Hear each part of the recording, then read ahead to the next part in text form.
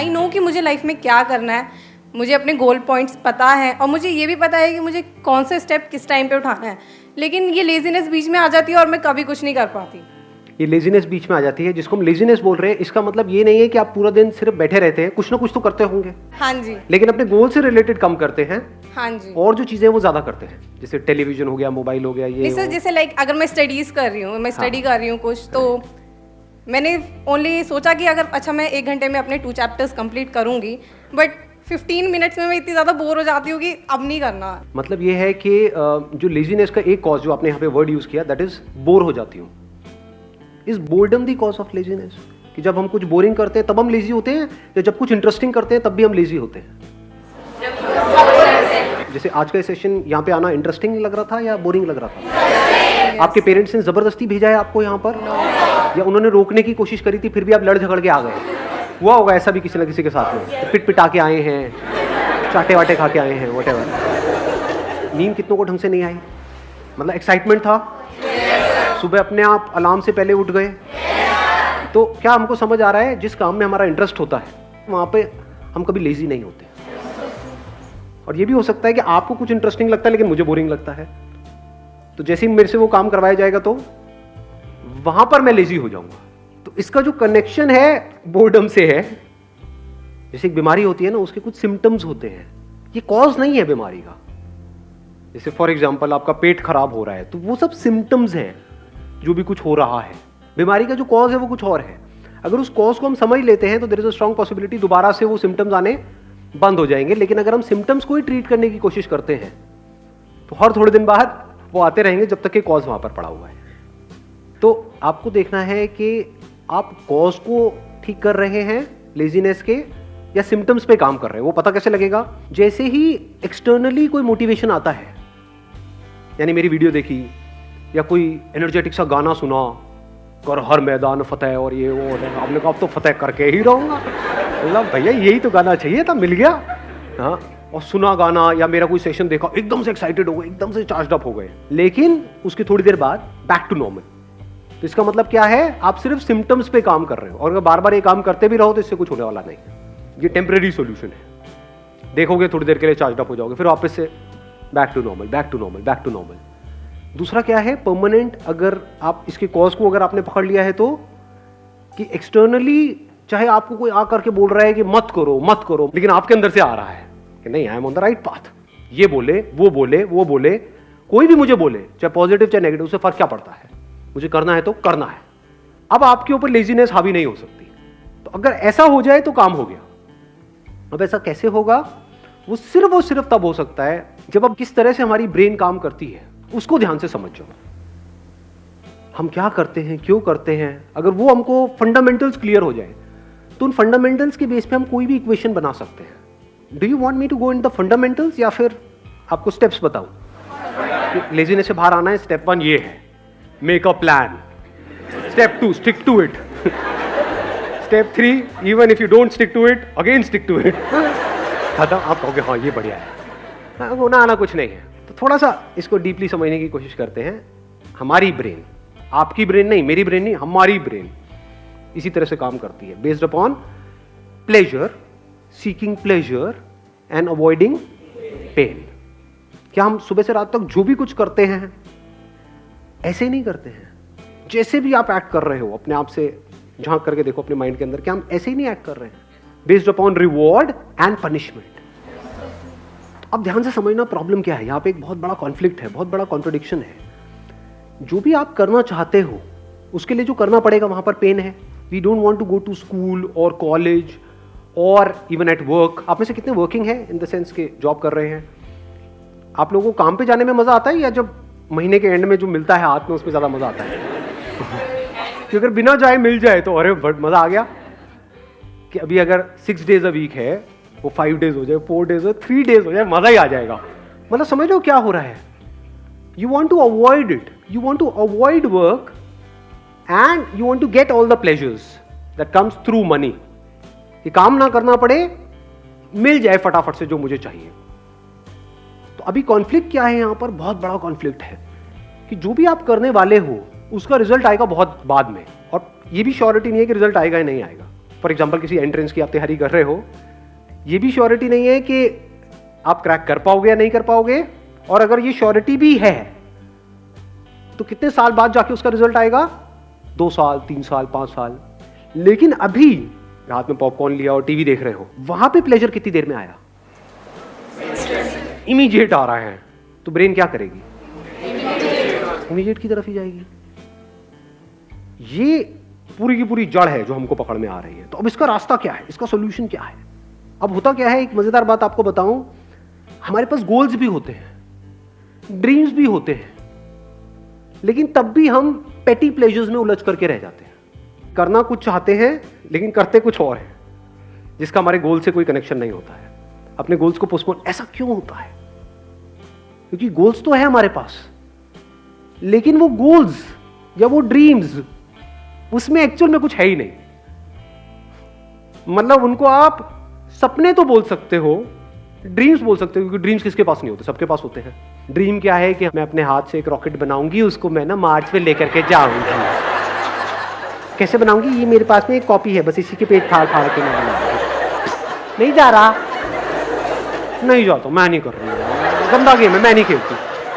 Sandeep sir क्या बोलते रहते हो आप अपने सेशन में, एवरीथिंग इज पॉसिबल, एवरीथिंग। वो नहीं हुआ, मैंने किया, नहीं हुआ। तो कहने का मतलब है, हंस लो हंस लो, हाँ। फर्क समझ पा रहे हो मैं क्या कह रहा हूं? एक है ड्रीम, एक है विजन। विजन मतलब क्या, कि मेरे को ये करना है, इससे पहले मुझे क्या करना पड़ेगा, मेरे को ये करना पड़ेगा, फिर ये करना पड़ेगा, फिर ये कोर्स, ये कोर्स। विजन को आप जितना क्लियरली देख सकते हो रियलिटी बनते हुए, और वो vision as good as real है आपके माइंड में, दुनिया के लिए नहीं है, हो सकता है आपके घर वालों के लिए भी नहीं है, but you know it for sure that I have a plan, a full proof plan. मैं कर जाऊंगा, मैं कर जाऊंगी, ये मेरी विजन है, इसको मुझे अचीव करना है इतने साल के, आई विल डू इट। तो वहां से ब्रेन में कुछ केमिकल्स रिलीज होने शुरू हो जाते हैं। जैसे कुछ खाते हैं जो हमको पसंद है तो कुछ केमिकल्स रिलीज होते हैं, डोपामिन रिलीज होता है। तो अभी प्रॉब्लम क्या है कि जो भी आपके ड्रीम्स हैं या गोल्स हैं, उसके बारे में अगर आप सोचते भी हो, बोलने के लिए बोलते हो कि हाँ मेरा ये ड्रीम है, गोल है, लेकिन उसकी वजह से कुछ भी अंदर रिलीज नहीं होता है। क्योंकि अगर होता तो आप रोक ही नहीं सकते थे अपने आप को, तब तो डिस्ट्रैक्शन का टॉपिक ही क्लोज हो गया। क्योंकि जहां ज्यादा रिलीज होगा वहीं पर आप जाओगे। ब्रेन को जहां पर ज्यादा सेंसेशंस होंगी, जहां पर ज्यादा मजा आ रहा होगा, अपने आप ही आप वो काम करने लग जाओगे। ऐसा ही नहीं हो रहा है सुबह से रात तक? जैसे कुछ वेबसाइट्स होंगी जहां पे आपको ज्यादा मजा आता है तो उन पे नहीं जाते, या उन पे जाते हो जहां पे कम। अब आया कुछ समझ में? इन बातों को समझना बहुत जरूरी है, because we are talking about a permanent solution. यही टाइम है आप लोगों के पास में, अगर सिंसियरली इन चीज़ों को समझ लिया तो कुछ कमाल का हो सकता है। प्रॉब्लम क्या है, बेसिक जो ह्यूमन साइकी है, वो प्रॉब्लम ये है कि हमें कुछ करना ना पड़े, बस बैठे बैठे हमारे सारे काम हो जाए। कि सर ये जो आप बता रहे हो, विजन, ये वो ड्रीम को, इसके लिए बहुत कुछ करना पड़ेगा, कोई ऐसा रास्ता बताओ जो शॉर्टकट हो। तो इसके लिए ये जो बातें मैं कर रहा हूँ, इसको समझने के लिए आपके अंदर सेल्फ रिस्पेक्ट होनी चाहिए। जिनके अंदर सेल्फ रिस्पेक्ट होती है वो कभी भी आलसी नहीं मिलेंगे आपको। सेल्फ रिस्पेक्ट का मतलब क्या, कि मैं 18 साल से ऊपर हो गया हूं। आप में से कितने जो 18 साल से ऊपर हैं? हाँ, सारे हैं। तो दैट मीन्स कि अगर आपके अंदर सेल्फ रिस्पेक्ट है तो अगर है तो क्या आना चाहिए अंदर से, कि मुझे बैठे बैठे नहीं खाना है अपने माँ बाप का, फ्री में मुझे कुछ भी नहीं चाहिए, 1 रुपए भी नहीं चाहिए किसी से भी, चाहे वो मेरे माँ बाप हो चाहे कोई भी हो, अपने बेस पे कुछ करना है। ये सेल्फ रिस्पेक्ट हमारे अंदर होनी चाहिए। ऐसी बहुत कम लोगों में मिलती है। कहीं पे भी कोई ऑफर निकाल दो जहाँ पे ये बोल दो कि हाँ ये लकी ड्रॉ है, और लाखों लोग इकट्ठे हो जाते हैं इंग्लैंड में, सब भिखमंगे भरे पड़े हैं। ये कैसी सोच है? आपको अपनी एक किस्सा सुनाऊं, मतलब एक बार गोवा में एक कैसीनो है, तो मैं और मेरा दोस्त वहाँ पे खेलने गए। तो मेरा जुआ खेलने का सीधा सा उसूल है कि जुए में मैं चाहे जितना मर्जी जीत जाऊँ, मैं उसको अपने पास रखूंगा नहीं, मैं हार के ही उठूंगा। मैं पहले ही फिक्स कर लेता हूँ अपने माइंड में कि इतना मुझे हारना है। लोग खेलते हैं जीतने के लिए, मैं खेलता हूँ हारने के लिए। अब आप कहोगे हारने के लिए क्यों खेलते हो, पागल हो क्या? अरे खेलने में मजा आता है ना। जैसे हम मूवी देखने जाते हैं तो वहां से कुछ मिलता थोड़ी है मूवी देखने के बाद में। आपने 1000 रुपये खर्चा तो क्या मिला एंड में? मूवी देखने में मजा आया। ऐसे ही जुआ खेलने में मजा आता है कभी कभी, रोज नहीं। तो सोचोगे जुआरी बैठा हूँ मैं। तो रूले गेम होती है, वो पता है आप लोगों को? उसमें नंबर्स होते हैं बहुत सारे, उसमें नंबर्स पे पैसा लगाना होता है। तो खेल रहे, पहले दिन खेले, वहाँ से मैंने शुरू किया था 2,000 रुपये से, जीते जीते 20-25 हज़ार रुपये हो गए। अगले दिन फिर खेले और वो दोस्त मेरा दूसरा जो साथ में था वो हारे जा रहा, रोए जा रहा, उस दिन पूरा दिन ही खराब, मतलब मैं क्या यार, मैं 15,000 रुपये डाउन हो गया, ये हो गया, मतलब ये हालत चल रही है उसकी। मैं यहाँ पे जीत के भी खुश नहीं, मेरे को खेलने में मज़ा आ रहा, अच्छा अब ऐसा होगा चलिए यहाँ लगाता हुआ करते करते 75-80 हज़ार रुपये मैं जीत चुका था 2,000 रुपये से। तो वहाँ पे जितने प्रोफेशनल जुआरी बैठे होते हैं कैसीनोज में, आप अगर कभी गए हो तो आपको पता होगा, जिनका रोज़ का होता है, मतलब उनकी शक्ल से पता लग रहा था घर बार सब बिक चुका है। मेरे को आ करके नहीं इशारा, भाई उड़ जाओ उड़ जाओ उड़ जाओ उड़ जाओ, मैं उड़ जाओ उड़ जाओ उड़ जाओ, मैंने भी ये गलती करती है, मैं क्या मतलब क्या उड़ जा, मतलब मैं जीत के चला जाऊँ। ये जुआरी कैसे बनते हैं? जीत करके बनते हैं, हार करके बनते हैं। कोई भिखारी कैसे बनता है? जब उसको भीख मिलती है तब बनता है भिखारी, या भीख नहीं मिलती है तब बनता है? जिसको नहीं मिलेगी, उसने कोशिश करी भीख मांगने की, उसको मिली ही नहीं, वो कहेगा नहीं भिखारी बनती मिलने है ही नहीं। जिसको मिल गई वो भिखारी है, जो जीत गया वो जुआरी है। तो ये बेसिक से फंडे हैं लाइफ के। तो मेरा फंडा क्या है कि चाहे जितना मर्जी हो जाए, तो 75-80 हज़ार रुपये कैसीनो के भी बंदे वो सब एक्साइटेड हुए पड़े कि अगर मैंने ये लगा दिया एक नंबर पे तो उसका 35 गुना या 36 गुना हो जाता है। तो उनकी भी एक लिमिट होती है कैसीनो की। तो सबकी हवा टाइट थी, क्योंकि मैं पागलों की तरह खेल रहा था, क्योंकि मेरे को जीतना ही नहीं था, मैं तो हारने के लिए खेल रहा था ना। समझ लो, और लोग जीतने के लिए खेलते हैं, हारने से उनकी फटती है, मेरा ऐसा कुछ था ही नहीं। वहाँ पे मैंने क्या किया, वो पूरा का पूरा पैसा यानी 70-80 हज़ार रुपये एक नंबर पे लगाया और उठ गया वहाँ से। उस नंबर की आने की प्रोबेबिलिटी क्या थी? 1:35। तो सारे मेरे को नहीं इसमें से कुछ तो रख ले, चल होटल का खर्चा ही निकल जाएगा। पागल है क्या, होटल का खर्चा, मैं जुए के पैसे से होटल का खर्चा निकालूंगा, जुआरी हूँ क्या? तो वहाँ पे रखा और मैं उठ करके बाहर चला गया। बाद में दोस्त ने आकर के बता दिया मुझे कि नहीं आया, और अगर वो आ जाता तो 70,000 × 35 करना कितना हुआ? 25-30 लाख रुपए हुआ मेरे ख्याल में। हाँ, तो उतना कैसीनो को मुझे देना पड़ता। तो आप समझ सकते हो कि कैसीनो की क्या हालत हुई पड़ी। सोचो अगर वो नंबर आ जाता तो 25-30 लाख रुपए उस कैसीनो को देना पड़ता। लेकिन अगर वो 25 लाख भी आया था तब भी मैंने वहीं पे टेबल पे छोड़ देना था। चाहिए ही नहीं, मतलब ही नहीं। इसको क्या बोलते हैं? Self respect. When I was getting married to my wife, अभी I am not too sure ये बातें बतानी चाहिए नहीं, बट तो ना बता दो आप, तो हर चीज़ बता दो सर, कुछ भी बता दो, आपका क्या जाएगा, आप तो अपने घर, मेरी वाट लग जाएगी एनी हाउ। तो बट इतनी कोई बड़ी बात नहीं है, छोटी सी बात है, तो बता देता हूँ, सच है तो उसमें बताने में क्या डर। When I was getting married to my wife, तो उस टाइम पे मेरे पास में एक सेकेंड हैंड मारुति स्टीम थी। तो मेरे को उड़ती उड़ती खबर आई कि वो मेरे को होंडा सिटी देने का कुछ प्लान कर रहे हैं। अगले दिन मैं अपने ऑफिस में गया, जितनी भी मेरी सेविंग्स थी वो सारी निकाली मैंने यहाँ से वहाँ से करके, और फाइनेंस करा ली एक होंडा सिटी। अगले दिन ही ले आया। मतलब मैं कहा आप दो किसको दोगे? लाइफ का फंडा सिंपल, किसी से भी 1 रुपये भी लेना नहीं है। मर जाऊंगा लेकिन अपनी सेल्फ रिस्पेक्ट पे कॉम्प्रोमाइज़ नहीं करूँगा। अब ऐसे बंदे जो डाउरी आज कहने के लिए इलीगल है इंडिया में, लेकिन आज भी बहुत लोग हैं जो खुल्लम खुल्ला ये सारे काम कर रहे हैं। अब उन बेशर्मों को, मतलब क्या ये सेशन उनके लिए है? सोचो। अब वो बंदा आकर के पूछेगा सर मेरा आलस कैसे खत्म हो? अबे तू पहले दहेज लेने के बारे में तो बंद कर सोचना। हाँ, बैठे बैठे फ्री का खाने के चक्कर में है, तूने किया क्या उसके लिए जो भी तुझे मिला? तो पहले आपको अपने आप से पूछना है, मैं क्या कर रहा हूँ यहाँ पे? स्क्रीनिंग कर रहा हूँ। अगर आपके अंदर सेल्फ रिस्पेक्ट है ही नहीं, यानी आपको फ्री में कहीं से कुछ मिल जाता है तो आप बड़े खुश हो जाते हो, जुए के पैसे से आप बड़े खुश हो जाते हो, दहेज के बारे में सोचते रहते हो सुबह से रात तक कि हाँ मेरे को कितना मिलेगा, मेरी मार्केट वैल्यू क्या है। अगर इस तरह की आपकी सोच है तो ये सेशन आपके लिए नहीं है। सो ये सेशन किन लोगों के लिए है? जिनके अंदर सेल्फ रिस्पेक्ट है।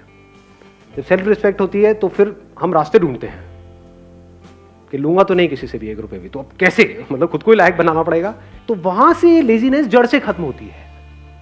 क्योंकि मैंने आपको बताया ना, माइंड 2 तरह से काम करता है, एक है प्लेजर, सीकिंग प्लेजर, एक है अवॉइडिंग पेन। यानी कि अगर आप पूरे दिन ये सोचते रहो कि मुझे अपने किस पेन को अवॉइड करना है, और वो पेन जिसको आप अवॉइड करना चाहते हो वो पेन उससे बड़ा होना चाहिए जो पेन आपको हो रहा है वो काम करने में जो आपको करना पसंद नहीं है। आया ऊपर से गया। हाँ, पढ़ने में पेन होता है, लेकिन अगर नहीं पढ़े तो इस थॉट से अगर आपको पेन होने लग जाए कि अगर मैं नहीं पढ़ा तो मेरे जो माँ बाप हैं उनकी हालत बद से बदतर होने वाली है, ये सोच करके अगर आपको उससे ज्यादा पेन होता है जितना आपको पढ़ने में होता है तो अपने आप ही पढ़ने लग जाओगे।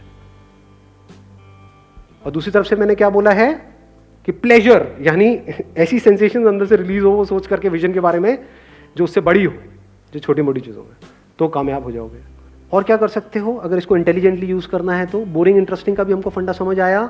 तो अगर कोई काम बोरिंग है, अगर उसको इंटरेस्टिंग बनाना आ जाए आपको, या उसको इंटरेस्टिंग तरीके से करो, तो भी काम हो गया। जैसे मेरे 11th में मैथ्स में बड़े अच्छे नंबर आए थे। मेरे स्कूल में ज़्यादातर बच्चे 11th में फेल हो गए थे मैथ्स में, मेरे बड़े बढ़िया नंबर आए थे। क्यों? क्योंकि हमारे जो मैथ्स के सर थे स्कूल में, उनसे मैं ट्यूशन पढ़ने जाता था, और एक भी ट्यूशन मैंने मिस नहीं करी, एक भी क्लास मिस नहीं करी। क्यों नहीं करी? नहीं इसलिए नहीं कि वो बहुत अच्छा पढ़ाते थे, अरे नहीं नहीं नहीं, क्योंकि आज जो मेरी बीवी है वो भी वहां पढ़ने जाती थी।